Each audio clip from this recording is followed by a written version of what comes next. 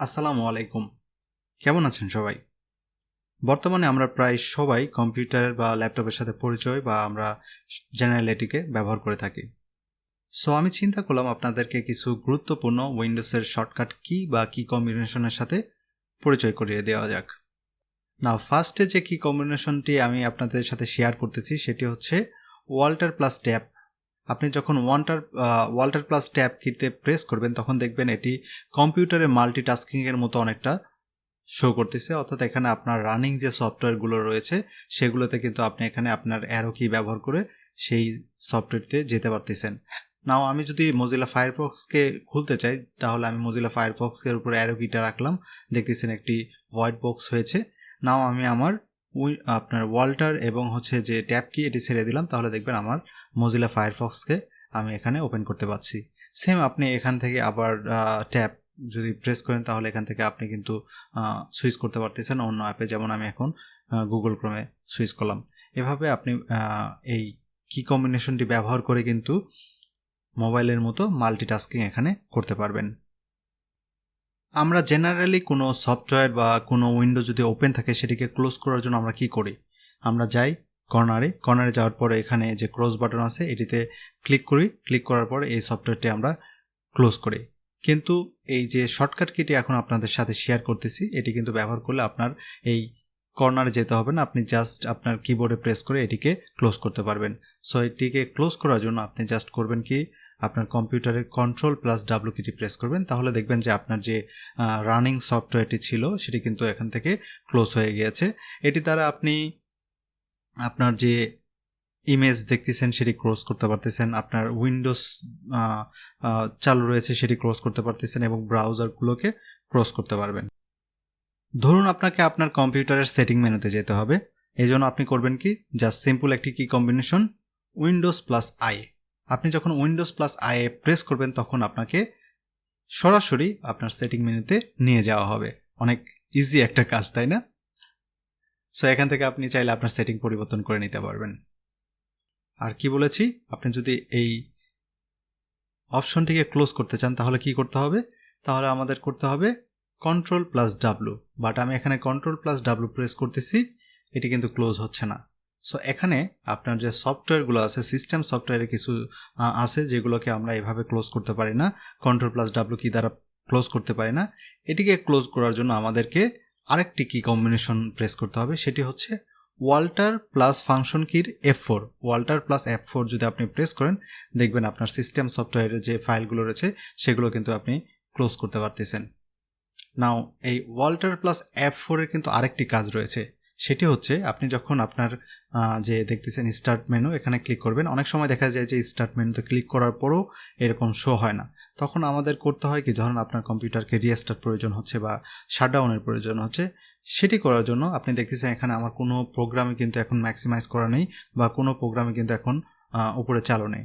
So এরকম একটা অবস্থায় আপনি জাস্ট ওয়াল্টার প্লাস F4 ফ্রিতে প্রেস করবেন, দেখবেন যে আপনার যে শাটডাউন উইন্ডো সেটি চলে এসেছে। এখান থেকে আপনি চাইলেই শাটডাউন সিলেক্ট করতে পারবেন, রিস্টার্ট সিলেক্ট করতে পারবেন, সুইচ ইউজার, সাইন আউট এগুলো সিলেক্ট করতে পারবেন। এখান থেকে জাস্ট আপনি সিলেক্ট করে ওকে করবেন, তাহলে আপনার শাটডাউন বা রিস্টার্ট করে নিতে পারবেন।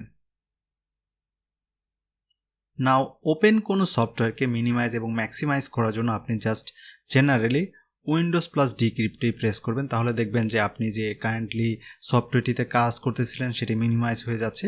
আবার যদি আপনি Windows+D কিতে প্রেস করেন তাহলে দেখবেন যে আপনার ওই রানিং সফটওয়্যারটি আবার কিন্তু এখানে ম্যাক্সিমাইজ হয়ে যাচ্ছে বা বড় হয়ে যাচ্ছে। আমরা সাধারণত কোনো ফোল্ডারের যদি রিনেম করতে চাই বা কোনো ফাইলে রিনেম করতে চাই তাহলে আমরা কি করি, প্রথমে ওই যে ফোল্ডারটি রয়েছে তার উপরে যাই, যাওয়ার পরে আমাদের কম্পিউটারের লেফট বাটনে প্রেস করি বা মাউসের লেফট বাটনে প্রেস করি, তারপরে আমরা এখান থেকে রিনেম বাটনে ক্লিক করে রিনেম করি। ওকে, নাও আপনাকে কিন্তু এত কিছু করতে হবে না, আপনি জাস্ট আপনার যে ফোল্ডারটি এই ফোল্ডারটি সিলেক্ট করার পর আপনার যে ফাংশন কিটি রয়েছে, আমরা জানি কিবোর্ডের উপরে 1 থেকে 12 পর্যন্ত ফাংশন কি থাকে, F1 থেকে F12 পর্যন্ত। সো আপনি এই যে ফাইলটি এটিকে সিলেক্ট করার পর আপনার যে ফাংশন কির F2 বাটনটি আছে এটিতে প্রেস করবেন, তাহলে দেখবেন এখানে যে আপনার যে রিনেম যে অপশন সেটি চলে এসেছে। এখান থেকে আপনি আপনার ফাইলটিকে রিনেম করে জাস্ট ইন্টার বাটনে প্রেস করবেন, তাহলে কিন্তু এই ফাইলটি রিনেম হয়ে যাবে। নাও এখন যে কি কম্বিনেশনটি আপনাদের সাথে শেয়ার করবে, এটা অনেকটা মজাদার একটি কি কম্বিনেশন। এখান থেকে আপনি চাইলেই আপনার পুরাতন কাজগুলোকেও কিন্তু অ্যাক্সেস করতে পারবেন।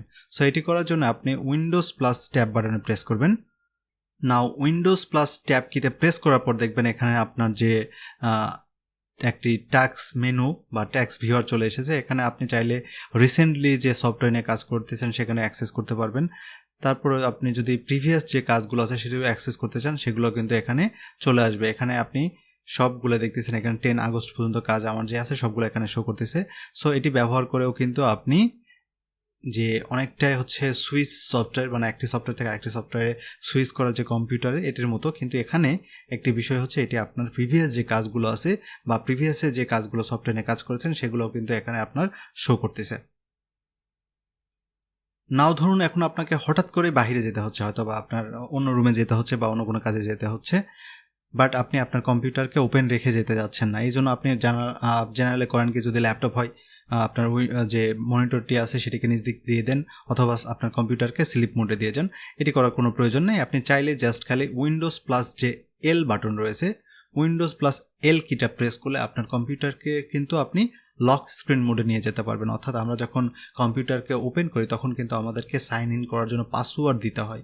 সো আপনি যদি উইন্ডোজ প্লাস এল বাটনে প্রেস করেন তাহলে ইনস্ট্যান্টলি আপনার কম্পিউটারটি লক স্ক্রিন মোডে চলে যাবে এবং যে কেউ আপনার কম্পিউটার তখন অ্যাক্সেস করতে পারবে না। অ্যাক্সেস করার জন্য আপনাকে অবশ্যই সেখানে পাসওয়ার্ড দিতে হবে লগ ইনের মতো করার মতো। এখন ধরুন আপনাকে কোনো কিছু সার্চ করতে হবে, কিন্তু আপনার এই যে সার্চ আইকনটি, এই আইকনটি এখান থেকে আপনি হাইড করে রেখেছেন। এখন আপনি চাচ্ছেন আপনার সার্চ যে বার সেটি চালু করতে, উইন্ডোজের ভিতর কোনো কিছু সার্চ করতে হবে। এটি করার জন্য আপনি করবেন কি, আপনার যে উইন্ডোজ কি রয়েছে সেটি ধরে এস বাটনে বা এস কিতে প্রেস করবেন। তাহলে আপনি দেখবেন এখানে আপনার উইন্ডোজের যে সার্চ অপশন সেটি চলে এসেছে। এখান থেকে আপনি জেনারেলিস্ট সব কিছু সার্চ করে আপনার উইন্ডোজের বিভিন্ন ফাইল বা বিভিন্ন সেটিংস আপনি এখান থেকে সার্চ করে নিতে পারবেন। জাস্ট সিম্পল একটা কি, সেটি হচ্ছে উইন্ডোজ প্লাস এস। এখান থেকে আপনি উইন্ডোজের যে কোনো কিছু সার্চ করে নিতে পারবেন। নাও এখন আমি আপনাদের একটি এক্সাইটিং কি কম্বিনেশন সম্পর্কে বলবো। আমরা অনেক সময় আমাদের বিভিন্ন ধরনের ফাইলকে আমাদের কম্পিউটারের স্ক্রিনকে স্ক্রিনশট দিয়ে রাখতে হয়। এই জন্য আপনাদের যে কি কম্বিনেশনটি সেটি হচ্ছে উইন্ডোজ কি প্লাস হচ্ছে প্রিন্ট স্ক্রিন। দেখতেছেন আমি কিন্তু প্রেস করেছি উইন্ডোজ কি প্লাস প্রিন্ট স্ক্রিন আমার কিবোর্ডের, বাট এই অপশনটি আমার কাজ করতেছে না। সো আপনার যদি এই অপশনটি কাজ করে উইন্ডোজ প্লাস হচ্ছে প্রিন্ট স্ক্রিন, তাহলে তো আপনি স্ক্রিনশট দিতেই পারতেছেন। যদি আপনারও এমন হয় যে আমার মতো আপনি স্ক্রিনশট দিতে পারতেছেন না এই কি কম্বিনেশন ব্যবহার করে, তাহলে আপনি আদার একটি কি কম্বিনেশন রয়েছে সেটি ব্যবহার করবেন। সেটি হচ্ছে উইন্ডোজ শিফট এবং এস কি। এটি প্রেস করলে দেখবেন এরকম একটি অপশন চলে আসছে। আপনি এখান থেকে আপনার প্রয়োজন মতো জায়গা সিলেক্ট করে নেবেন, আপনি কতটুকু স্ক্রিনশট দিতে যাচ্ছেন বা স্ক্রিনকে সেভ করতে যাচ্ছেন সেটি আপনি এভাবে সিলেক্ট করে দিবেন। দেন আপনার মাউসের যে রাইট বাটন সেটিকে ছেড়ে দিবেন। দেওয়ার পর দেখবেন এখানে যে হচ্ছে স্নিপ অ্যান্ড স্কেচের অপশন চলে আসছে, এটিকে আপনি ওপেন করে নেবেন। নেওয়ার পর জাস্ট এখান থেকে আপনি এটিকে সেভ করে নেবেন।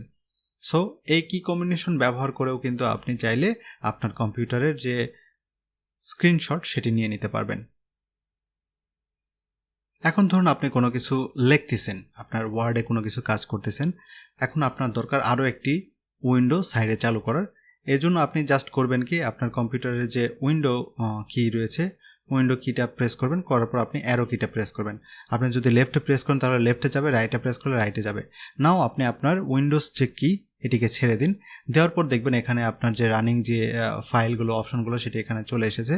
সো এখান থেকে আপনি করবেন কি, ধরুন আমার এই ফাইলটি প্রয়োজন, আমার কম্পেয়ার করতে হবে বা কোনো কিছু নিতে হবে আমার ক্রোম থেকে।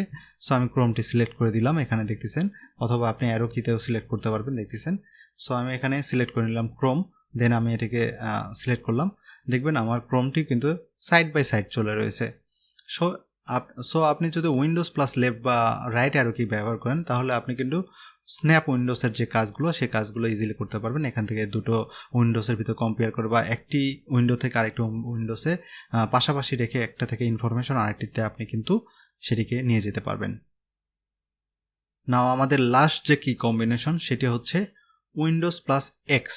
আপনি যখন উইন্ডোজ প্লাস এক্স কি কম্বিনেশনটি প্রেস করবেন তখন কিন্তু এইরকম একটি মেনু চালু হয়ে যাবে আপনার স্ক্রিনের লেফট সাইডে। দেখবেন সেখানে আপনি desktop, run, setting, task manager যেটি, সেগুলো এরকম যে হিডেন মেনুগুলো রয়েছে সেই মেনুগুলো আপনার লেফটে কিন্তু শো করবে এবং এখান থেকে আপনি ইজিলি যে কোনো মেনুতে অ্যাক্সেস করতে পারবেন।